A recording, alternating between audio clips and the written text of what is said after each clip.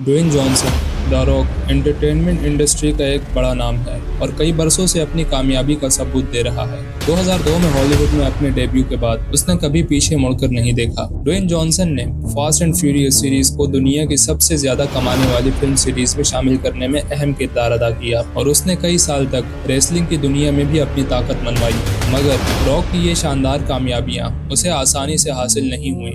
Rock इस मकाम तक पहुंचने के लिए उसने कई मुश्किलात का सामना किया। If you smell what the Rock is cooking. Without a shadow of a doubt, the greatest sports entertainer the world has ever seen.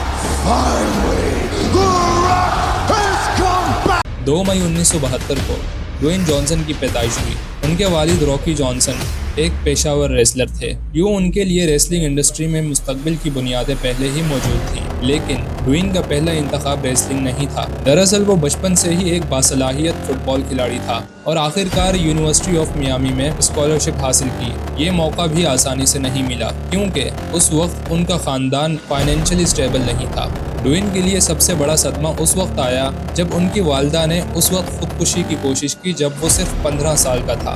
उसे अपने फुटबॉल सीजन के शुरू होने से पहले ही टीम से निकाल दिया गया था। ड्वेन वो खुद से नाउम्मीद होने लगा और यूनिवर्सिटी के पहले साल में कम ग्रेड्स के साथ यूनिवर्सिटी छोड़ दी। ड्वेन को ऐसा लगता था कि तमाम रास्ते बंद हो चुके हैं, लेकिन इसी मायूस कुन वक्त में ड्वेन ने फैसला किया कि वो रेसलर बनना चाहता है। ड्वेन ने अपने वालिद को उन्हें ट्रेनिंग देने के लिए कन्विंस किया, जो पहले उनके इस फैसले के खिलाफ थे।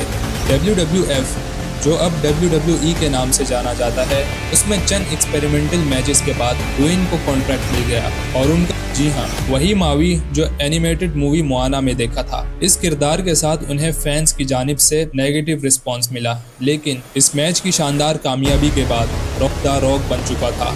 90s से सन 2000 की दहाई तक रॉक WWE की दुनिया का सबसे मशहूर खिलाड़ी बन चुका था और उसने WWF और WWE के बहुत से टाइटल अपने नाम किए। रेसलिंग में जबरदस्त कामयाबी के बाद जॉनसन ने हॉलीवुड का रुख किया। उनकी पहली फिल्म 2001 में द ममी रिटर्न्स थी, जिसमें उन्होंने स्कॉर्पियन किंग का किरदार अदा किया, जो इतनी कामयाब नहीं रही, जिस पर क्राइटिक्स और ऑडियंस का मिक्स रिएक्शन आया। रॉक ने इसे एक सेटबैक की तरह नहीं लिया, बल्कि उसने सीख कर और बेहतर होने पर फोकस की।